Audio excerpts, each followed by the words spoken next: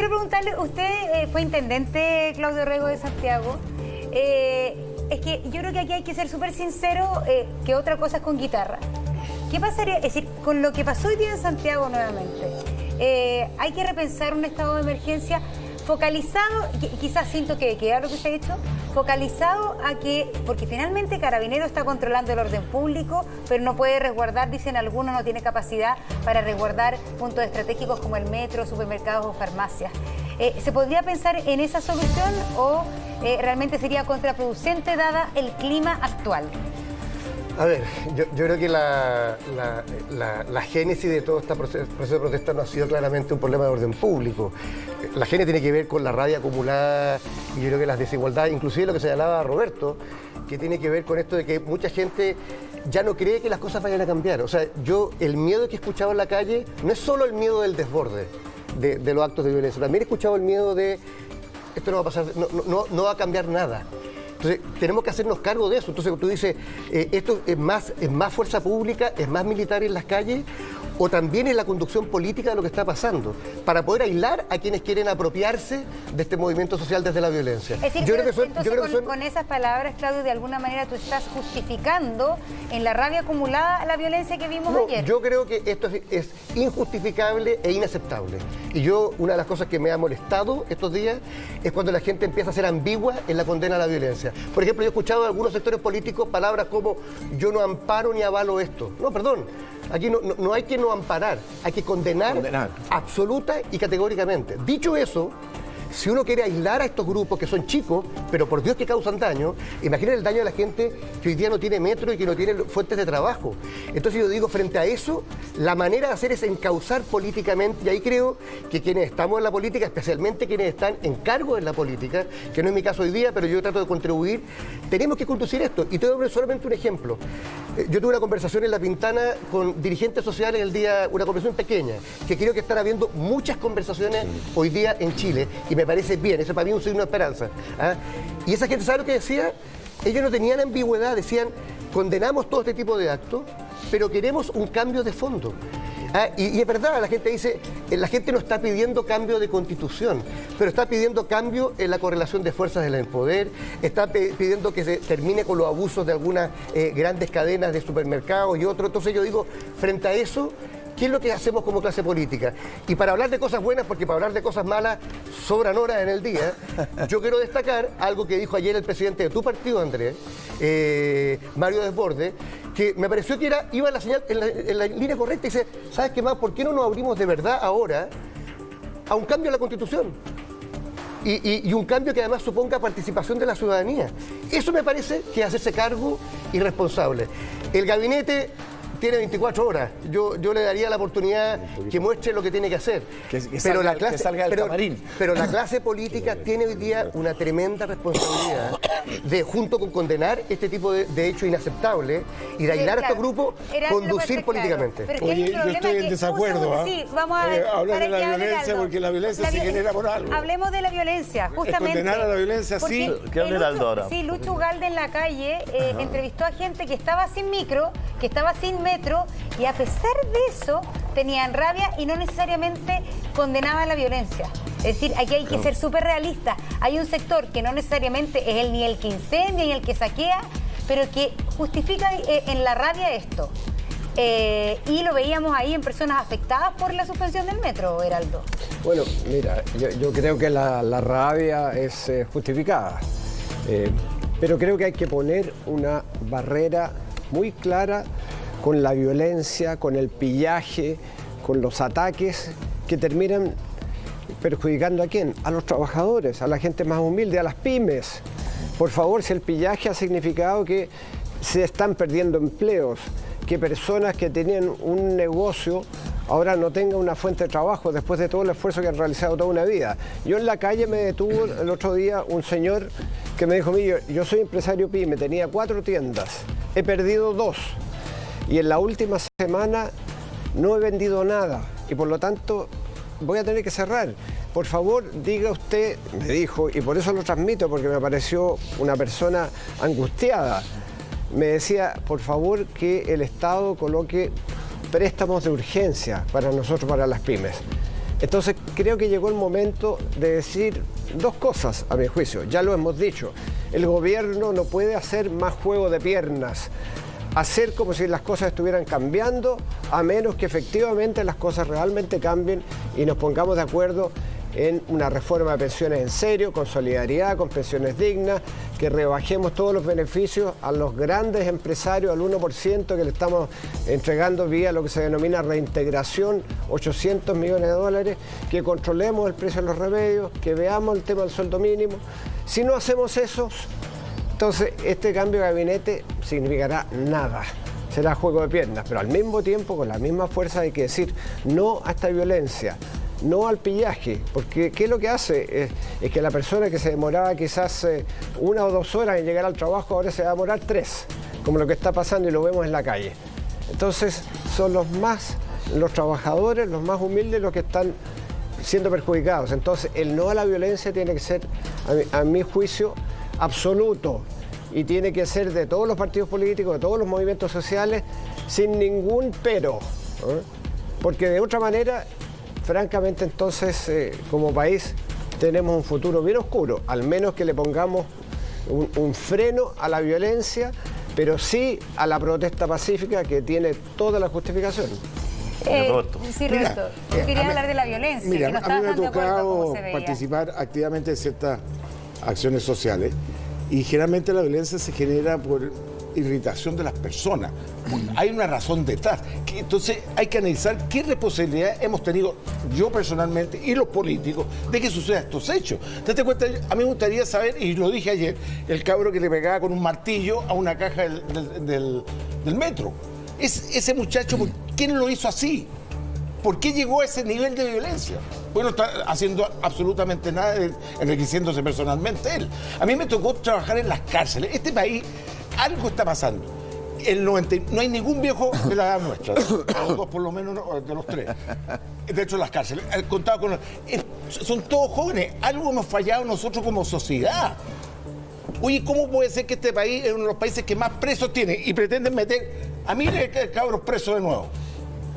No van a cadena dentro de las casas. ¿Qué tenemos que hacer? Oye, ¿qué responsabilidad tuviste tú, Claudio, yo, etcétera? La que hemos tenido posibilidades desde buena educación, etcétera. Bueno, yo no lo estoy justificando, no lo estoy justificando, pero condenando, por favor. Cuando yo escucho al presidente, cuando yo escucho al presidente de la República, que sus primeras palabras es condenar a los violentos que están y los delincuentes, ¿qué responsabilidad ha tenido él, nosotros todos, que suceda eso? Efectivamente, yo creo que vamos por mal camino, porque meterlos presos no es la solución, para mi opinión personal, porque la gente sale mucho peor que lo que entró. Pero es la concentración de la riqueza, pues, justamente, porque un periodista internacional lo cuenta en una revista internacional muy conocida que muchos leen, ¿no? Él dice, fui a una fiesta donde había 60 personas y alguien dijo, medio orgulloso, bueno, aquí está el 50% del PIB, el 50% de la riqueza del país. Entonces, cuando se dicen esas cosas, es una expresión incluso gratificante de aquellos que son parte de la concentración de la riqueza y parte del problema. Entonces, eso es lo que causa la irritación. Que ha habido crecimiento en el país, pero no le ha llegado a todos, le ha llegado a algunos. Y que pese al esfuerzo, hay un techo donde uno puede hacer todo el esfuerzo por su familia, por su clase media, pero hay un límite. Geraldo, disculpe, mire, en muchos países concentración, te diría en la mayoría, una concentración bastante absurda de la riqueza. Nosotros somos uno de los más desiguales. Pero en Chile se produce un segundo fenómeno, que es un fenómeno que toca a todos los chilenos y a la gran clase media, que son los abusos.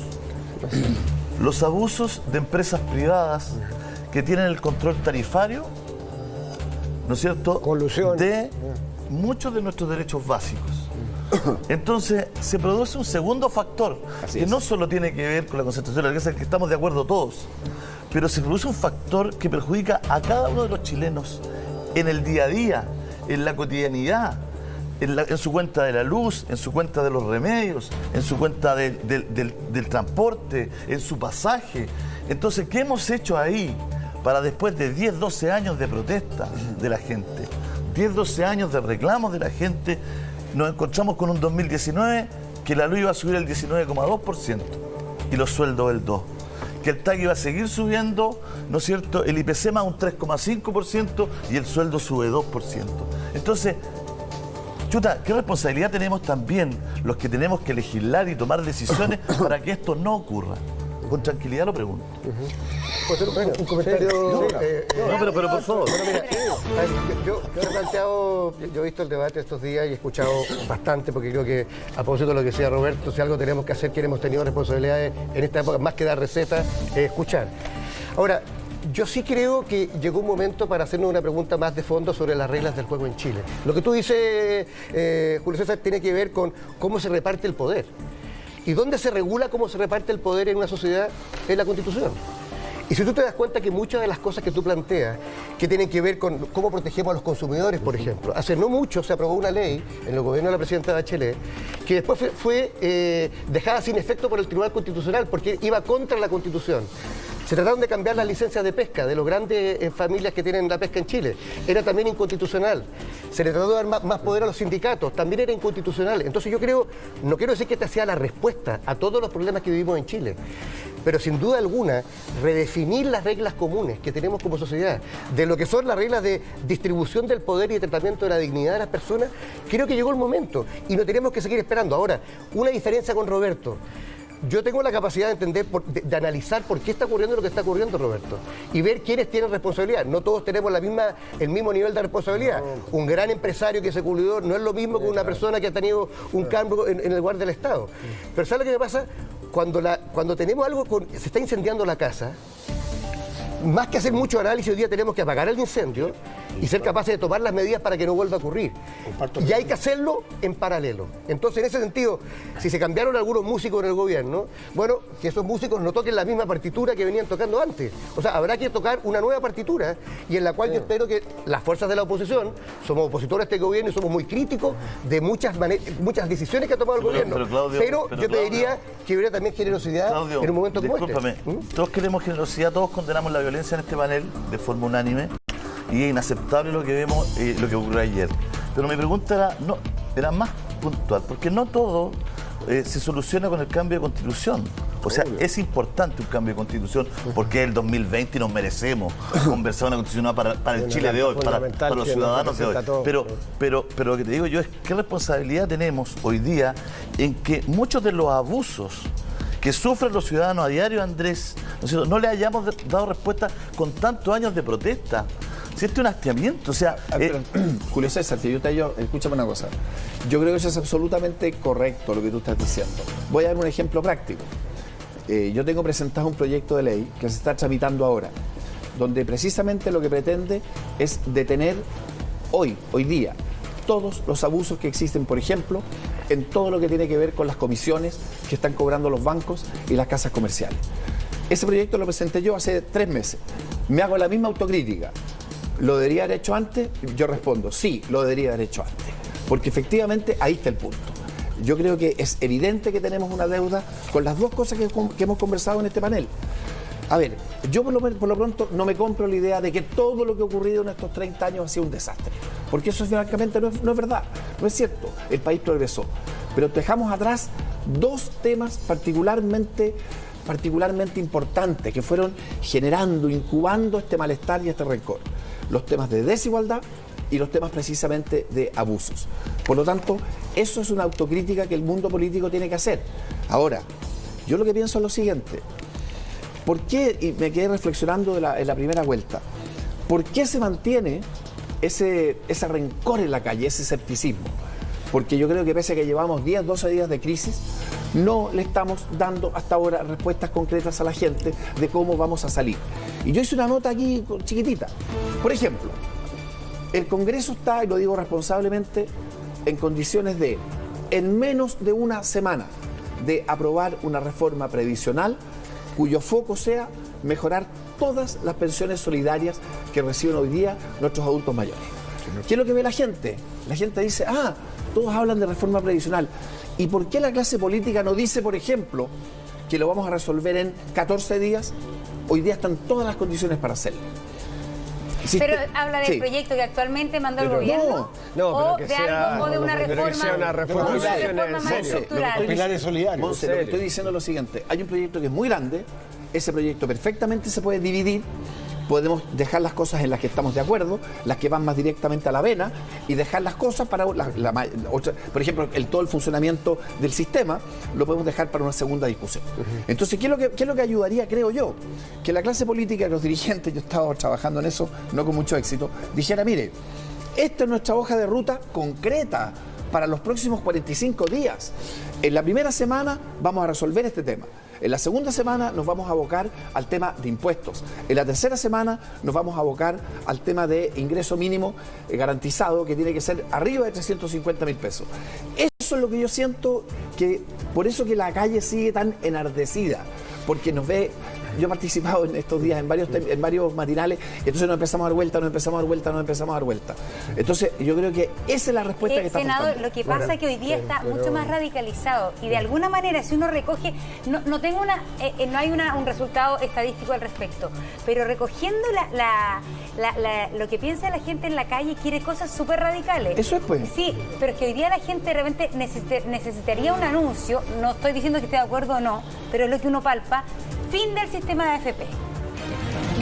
Y eso, el fondo, hoy día lo que anunció el presidente era, vamos a subir un 20% a costa del Estado. Pero cuando usted habla de eso... ¿Usted cree que si dijéramos eso resolveríamos el problema? No, pero le estoy diciendo, ¿cómo van a hacer ustedes para convencer a la gente de que esas leyes que se pueden, en su opinión, tramitar mucho más rápido, son una respuesta real a sus problemas de pensión? Lo van a ver, ¿Cómo lo van a lograr? Lo van a ver directamente.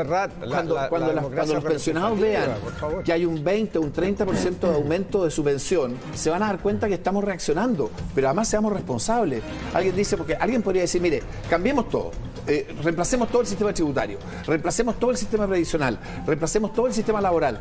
Bueno, pero es que la política no funciona así. Esto tiene que tener seriedad. Si vamos a cambiar las cosas, tenemos que decir por qué las vamos a cambiar y hacerlo en forma conjunta. Mira, yo creo que hay que tener algunas señales bien concretas.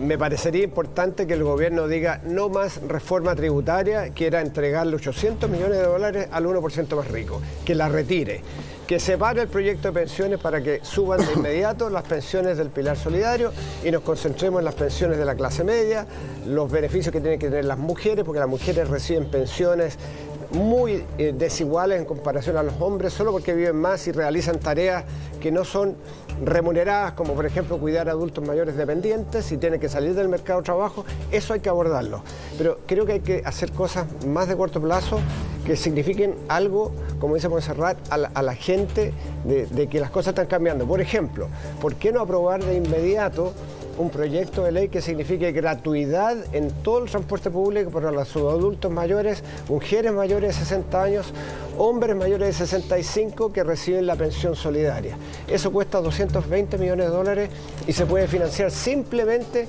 rebajando esto que el gobierno quería entregarle 800 millones al 1% más rico. Esas son cosas concretas que pueden significar, ok, es una ventaja para los menos privilegiados, mayores, adultos mayores que tienen una ventaja concreta. Perdóname, Heraldo, pero uno sacándole el pulso a la ciudadanía por años, el tema no está solamente en los que tienen menos. Es moral y ético de un país y de los gobernantes ir a colaborar con todas las personas que tienen menos y ayudarlas. Pero el tema de este país hoy día no es por los que tienen menos, es porque todos los ciudadanos, a todos y cada uno que nos está mirando, aunque tenga su pega, aunque sea profesional joven, tiene problemas para llegar a fin de mes. Por eso se juntó 1.200.000 personas. Por eso la gente protesta en la escuela militar, protesta en Ñuñoa, protesta en Rancagua, en Concepción, en Ovalle, en Linares, en Arica. No son solamente personas que están bajo la línea de la pobreza, son los chilenos comunes y corrientes que no pueden pagar las contribuciones y tienen que vender su casa y achicarse después que toda una vida trabajaron. Al tiro. Es el profesional joven que ya culebrea para no pagar el TAC, porque partió en 12, en 18, en 20, en 50 y ya en 100 y tanto. ¿Por qué? Porque fue creciendo más que el IPC todos los años y después de 10 años es una cuenta relevante en su vida. Entonces, o paga el colegio o paga el TAC. O sea, mira a lo que hemos llegado. Una cuestión que es no tiene sentido común. ¿Me entiende usted? Que una persona te diga en la radio, a mí me digan, es que yo pago el colegio, pago el TAC. O sea, mira lo que hemos llegado. O sea, estamos viviendo en un mundo que está fuera de todo sentido común. No solo para los más necesitados, sino que para la cotidianidad de los chinos, porque al chileno llegó y no le alcanzó. Después de años y años de abuso, no le alcanzó. ¿Y por qué? Porque yo quiero escuchar de ustedes. ¿Por qué dejamos que todas las cuentas se nos fueran a las nubes? ¿Por qué le garantizamos el 10% de las utilidades a la electricidad? ¿Por qué le garantizamos el tanto por ciento a las concesionarias? ¿Por qué le garantizamos el tanto por ciento al del transporte? ¿Qué es lo que pasó en la mitad, Heraldo, por favor? Bueno, explíquemelo. ¿Y por qué los remedios Andrés valen 30 veces aquí de lo que valen en cualquier otro país? Bueno, pero no haga más a mi preguntas, juicio, deme respuesta. Bueno, yo creo que la respuesta está en lo que tenemos que hacer. Porque en el diagnóstico estamos bien claros. Aquí hay demandas distintas. Hay gente que estuvo en la Plaza Italia, en la mayor concentración que hayamos tenido en la historia, porque defiende los plátanos orientales. Otros porque son veganos. Otros porque tienen demandas del TAC. Otros porque tienen demandas de las pensiones indignas. O sea, la cantidad de variedad de protesta es enorme. Y tenemos que centrarnos en aquello que es mayoritario. ¿Qué es lo que es mayoritario? Pensiones, a mi juicio. No solo, como tú bien dices, del pilar solidario, de los más vulnerables, también de la clase media. Porque no puede ser que una persona que haya ganado 1 millón de pesos al final de la vida termine con una pensión de 300.000 pesos. Entonces, no es solo los más humildes, es la clase media en general, que como tú bien dices. ¿Qué es lo que pasa en Chile? Sueldos muy bajos y la vida muy cara. Eso es lo fundamental. Y yo tengo una cada vez que hemos buscado enmendar rumbos, nos hemos encontrado con aquellos que dicen no se puede. Oye, te puedo dar una cifra, oye, que incluso nuestros tecnócratas. ¿Sabes lo que pasa? Un segundito. Es decir, acuérdese que Ricardo Lagos era el presidente más querido por los empresarios. Es decir, no solamente aquí no se pudo... Pero perdón, Montserrat, Ricardo Lagos implementó el auge. De otra manera, la gente de clase media no tendría ninguna posibilidad de tener tratamiento para enfermedades garantizadas. Pero no se pudo avanzar, no solamente porque la derecha ha sido siempre más renuente a el alza de impuestos, porque es parte de su ideología. No solamente por eso, sino que también por un tipo de gobierno encabezado por la Concertación que podríamos decir fue muy cauto, muy lento, muy cuidadoso con el mundo empresarial, por ejemplo. Es verdad, no, pero no tanto, porque recuerden, se bajó durante el gobierno de Ricardo Lagos de 48 horas a 45 horas. ¿Y qué es lo que dijeron los empresarios? Esto se va a venir abajo, no se puede, van a subir los sueldos, va a bajar la productividad. No pasó nada de eso. Bajó a 45 horas el horario semanal, la jornada laboral semanal. Entonces, no digamos que no se hizo nada, pero teníamos dos obstáculos. Primero, empresarios que defendían sus privilegios, porque hasta ahora lo han hecho. Y segundo, también un mundo tecnócrata que decía, oye, no se puede, porque de repente discúlpeme que con usted, le doy el tiro, senadora nada más. Un segundo. Confirmando lo tuyo, el 75% de lo que recibe un trabajador va a deuda, y al 75%. Vive al crédito, la gente vive al crédito. No, 25%. Lo segundo, yo creo que la solución de la AFP es el modelo. Si el modelo va a seguir generando, si mantenemos el modelo, vamos a seguir generando las diferencias, las inequidades. Si eso es lo que hay que concentrarse. Es decir, usted esperaría que digan, se cambia el modelo, hacerlo simple, fin de la AFP, un sistema mixto. ¿Por qué hacer el fin? Puede ser mixto, hay que sentarse a la mesa, pero hacer más de lo mismo, lo que decía vamos a tener el mismo resultado. Esto se va a repetir, este plato, en 10 años más va a suceder lo mismo, vamos a estar en los mismos canales de televisión. Lo tercero, yo haría un cónclave rápido. Por ejemplo, el señor Alamán, senador, debería estar no aquí, debería estar trabajando en el Senado. No, si te lo digo de corazón. Te lo digo de corazón, porque la gente te ve aquí y dice, bueno, no está trabajando, no está buscando. Oye, ha sido súper importante. Súper importante. Y si no estamos aquí decimos que nos damos la cara. Ya, tercero, yo comparto con Heraldo que mañana mismo tenemos una bomba social. Y lo dijo el chico también de los empresarios ayer. Mañana hay que pagar sueldo. Y hay muchos empresarios que no tienen plata porque no han vendido absolutamente nada por mucho tiempo. toda una semana sin Oye, vender. pero ¿por qué no Y contestamos lo que cuarto, dice Julio oye, César? Heraldo, no todo es culpa de los Yo- empresarios. yo Porque tiré yo te una escucho a ti, y pareciera que los empresarios He tirado tenemos dos lepra. preguntas en la mañana y nadie la Ahí voy. contesta. Le he tirado dos Eso, preguntas en la ¿cuál? Después de Hay Claudio, tres, voy a hay esa, tres aquí abajo. gente que perteneció a la política y no contesta lo que le pregunto, digamos. A ver, yo te puedo contestar ¿Me directamente. puedo decir? Sí, He tratado de Claudio, responder. dale tú. He tratado de responder. Oye, Claudio y el senador. yo creo que, mira, todos los que tenemos, inclusive los conductores de medios de comunicación, tenemos la responsabilidad de escuchar bien lo que la gente está pidiendo, pero ser realista también es lo que vamos a proponer. ¿En qué sentido? Yo creo que hay medidas inmediatas que se pueden adoptar. Y yo no las mezclaría con grandes discusiones porque es una manera de dilatar la solución. Creo que a propósito de los temas de los abusos que decías tú, Julio César, hoy día hay pendiente una decisión del Ejecutivo sobre una concesión sanitaria en Osorno, de una empresa que no estuvo a la altura, que tuvo a la gente durante más de un mes sin agua. Y no le ha pasado nada. ¿Y sabes lo que le pasa a la gente? No solo en Osorno, en muchos lugares de Chile, es que tiene la sensación de que no va a pasar nada, que están esperando que esto se acalle para que las cosas sigan igual. Yo creo que sería bueno, así como se ha pedido que los parlamentarios y los altos autoridades de gobierno se bajen el sueldo, que puede ser algo rápido, bueno, que se tome una decisión respecto al tema de Osorno, para que se demuestre de verdad por dónde viene la mano. Y tercero, y ahí viene mi comentario respecto al tema constitucional, no porque crea que va a resolver todos los problemas de abuso, Julio César, o los temas que está pidiendo la gente hoy día. ¿Sabes por qué? Porque el temor que yo escucho en la calle de gente sencilla, no violenta, es que no vaya a quedar las cosas igual, que esto no sea el gato pardo, que todo cambie para que siga igual. Y la única manera de hacerlo de verdad es que nos metamos a discutir temas de fondo. Hoy día muchas de las reformas que se han propuesto en los últimos años chocan con una concepción de la sociedad Pero que está hoy día en la Claudio, Constitución. Claudio, yo te escucho a ti y siento que las cosas podrían cambiar con ponerse de acuerdo, con cambiar la Constitución, con todo, pero no, porque hay que hacer un mea culpa mayor, porque ¿sabes qué pasa, Claudio? Que hasta hace unos años veíamos a los políticos desfilando por los palacios de justicia porque habían recibido plata de precisamente las empresas de regulación tarifaria, po. Entonces esta cuestión no es nomás porque la Constitución, pues. No, absolutamente de acuerdo. Entonces yo aquí no me quiero poner pesado porque la verdad es que nosotros estamos en un ambiente de está cordialidad y de paz, y a mí todos los días me dicen, oye, tú eres conductor, yo voy a mantener mi rol de conductor, pero es que aquí no podemos seguir echándole la culpa a los papeles, a las letras, no, pues. Aquí, en este país, las empresas que se regulan tarifariamente hacían lobby y entregaron dineros a la clase política que tenía que legislar en favor de los ciudadanos. Y esa es la verdad.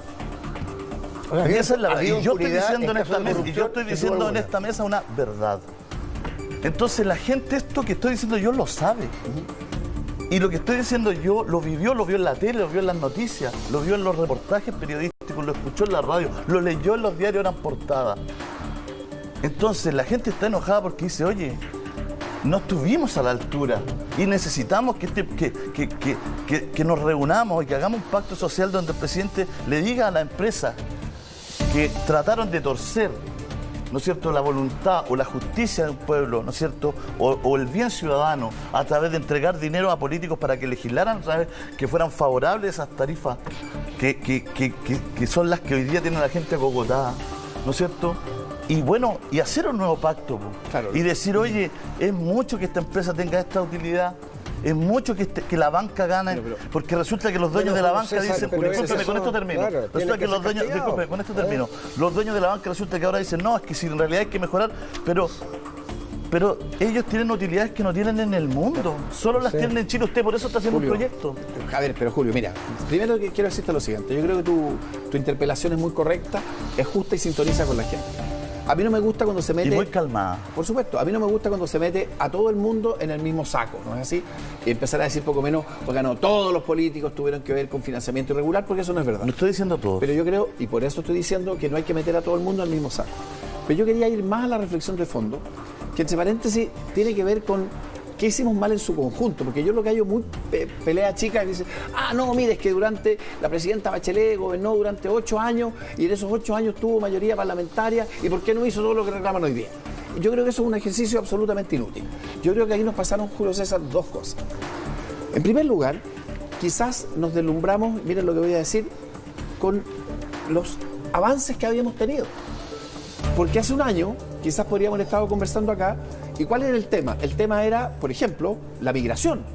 Entonces uno podría haber dicho, bueno, pero están todos locos acá, a este país donde todo son abusos, donde todo es discriminación, donde todo es maltrato, ¿y por qué la gente quiere venirse para acá?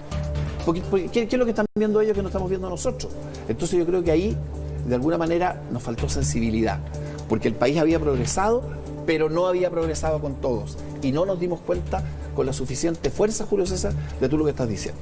Y la segunda cosa es que ideas que fueron inicialmente bien planteadas, como que las dejamos estar y no nos dimos cuenta que había que ajustarlas. Me explico. Las concesiones, lo que estamos hablando hoy día de los taxis y lo demás. Cuando en el gobierno del presidente Lagos el país dio ese salto hasta ese sistema, era absoluta, fue innovador. Hubo mucha gente que se opuso. Y muy necesario. Pero fue necesario. ¿Por qué fue necesario? Porque no teníamos en ese minuto las lucas como Estado para poder podido financiar esa infraestructura. Pero ¿qué nos pasó, Julio César? Que no nos dimos cuenta que la forma original en que eso estaba funcionando no podía ser permanente. Y en consecuencia nos faltó, por ejemplo, corregir todos los márgenes de utilidad que tenían las empresas. Entonces yo pienso que como fenómeno global. Sí, pero o algunos se dieron cuenta. Pasa, yo francamente que esto lleva el fondo, ¿sí? El tema, es que ese es el tema un poco que dice también Julio, que el tema es cuando la cosa, es decir, llevábamos años con protestas ciudadanas respecto al alza del TAC. No, la verdad, los contratos se renovaron hace un par de años y no se solucionó ese tema. Correcto, y ahí... Entonces también hay ahí, por eso el fondo, el llamado también es a ver...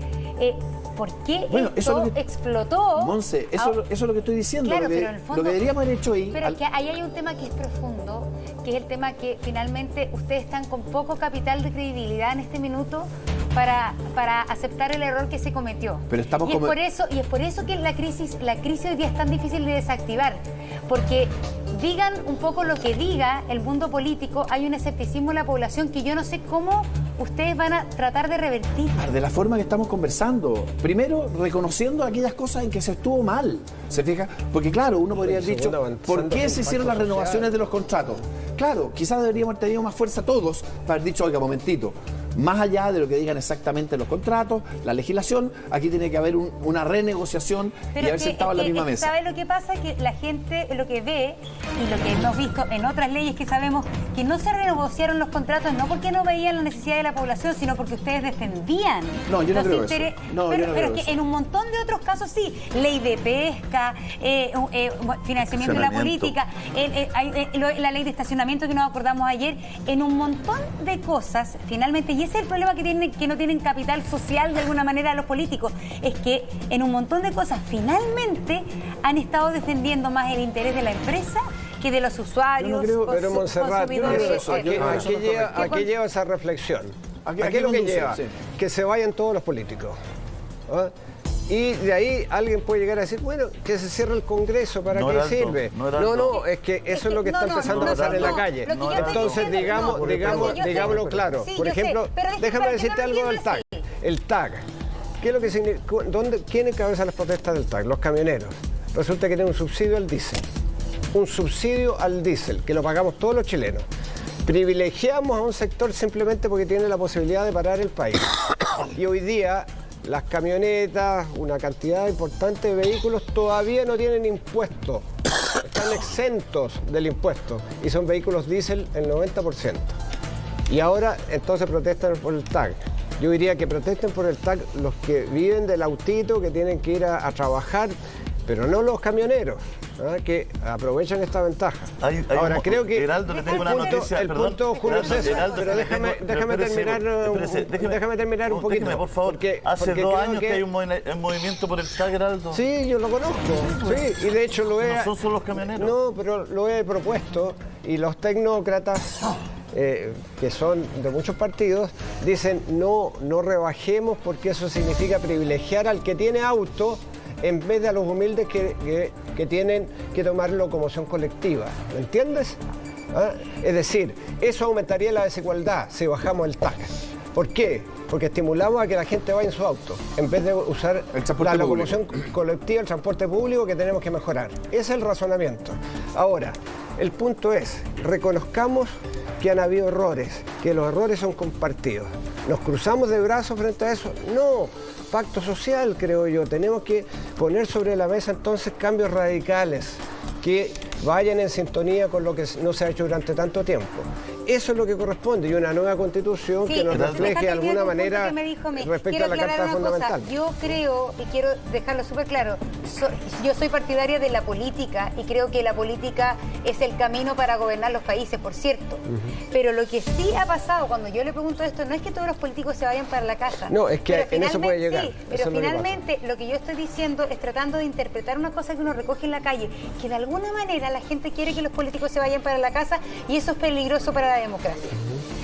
Pero el otro problema que la gente siente que lo más peligroso para la democracia ha sido que los políticos han legislado en demasiadas ocasiones defendiendo más bien el interés de los empresarios, de los privilegiados, no todos, pero en una ley sí, en otra no, y eso finalmente es lo que ha hecho ser tan cuestionadores de la clase política en general. Entonces hay que cuestionar a aquellos que legislaron de esa manera, no a los que pasaron, por ejemplo, la existencia de un sueldo mínimo que no existía, o un seguro de cesantía, o la existencia del auge. Es que la corrupción ha atravesado todos los sectores políticos. No digamos que no se han hecho cosas. Se han hecho, pero han sido insuficientes. Y se han hecho por una mayoría, creo yo, importante que ha reflejado algunas demandas ciudadanas. Lo que pasa también es que este país ha sido más de clase media, porque hace 30 años la pobreza en nuestro país era el 40%, hoy día es del 8%. Reconozcamos que había avances, pero no han sido suficientes, porque esa clase media hoy día quiere más y es vulnerable, porque puede volver a caer en la pobreza. ¿Usted ha visto en estas protestas a alguien que está luchando en la plaza por un kilo de arroz porque tiene hambre? Hoy día las discusiones, no estamos en los 70, nadie quiere que no existan los políticos, nadie quiere que no exista el Congreso. Todos creemos que tenemos que arreglar las cosas en una mesa, pero para arreglar las cosas en una mesa también la gente necesita volver a confiar. Porque la gente salió a la calle años por la AFP. Falta confianza, tienes toda la razón. Salió hace 2 años que existe No Más TAC. Y mientras salió la gente años por los remedios. O sea, que todos los cambios que han, Claudio, todos los cambios que se han producido en el último tiempo son porque la gente va a la calle. Bueno, y en Francia, ¿cómo ocurrió con los chalecos amarillos? Porque vivimos en una sociedad que es distinta y es mucho más moderna, pero para eso necesitamos recuperar la confianza y que la gente sepa que entre 4 paredes no le van a subir, Julio César, le van a cobrar el tablero, ¿cómo se llama de la luz? El medidor. Que entre 4 paredes no le va a subir el agua, que entre 4 paredes no va a pagar, porque paga combustible cuando echa benzina. Pero ¿cómo se va a recuperar la confianza? Bueno, lo que estamos conversando, cuando empiecen a haber medidas, respuestas concretas, como decía Araldo hace un rato, cuando todos los sueldos de la alta administración del Estado se rebajen y que la gente sepa, sí, se rebajaron en un tanto %. 2, cuando se sepa, las pensiones solidarias subieron en tanto y el compromiso es que suban en tanto, en tal plazo. Mientras eso no ocurra, no es así, esto no se va a arreglar, porque esto no es un tema de palabras. La gente, para recuperar confianza, nos tiene que ver haciendo las cosas. ¿Y cuál es iba a decir angustia, pero es una palabra que no me gusta? ¿Cuál es mi preocupación? Mi preocupación es que veo que, en definitiva, el mundo político todavía no reacciona a la velocidad que debiera reaccionar para dar esas respuestas. Y te digo una cosa, no están las cosas caminando lo suficientemente rápido a nivel de lo que hay que hacer para que esas respuestas las tengamos. Claudio y Roberto, un segundito, que Claudio está aquí. Yo me siento interpelado por Julio César cuando dice, mira, todos tienen que hacer su responsabilidad. Mira, yo la verdad que fui alcalde 8 años y fui intendente 4. Y claro, uno piensa, ¿qué pudo haber hecho distinto en esos roles que tienen que ver con el territorio? Y probablemente muchas cosas, a pesar de que creo que hoy día, una cosa que me ha alegrado de esta crisis es que los alcaldes han estado en la mesa. Ya han estado discutiendo qué es lo que está pasando en las comunas.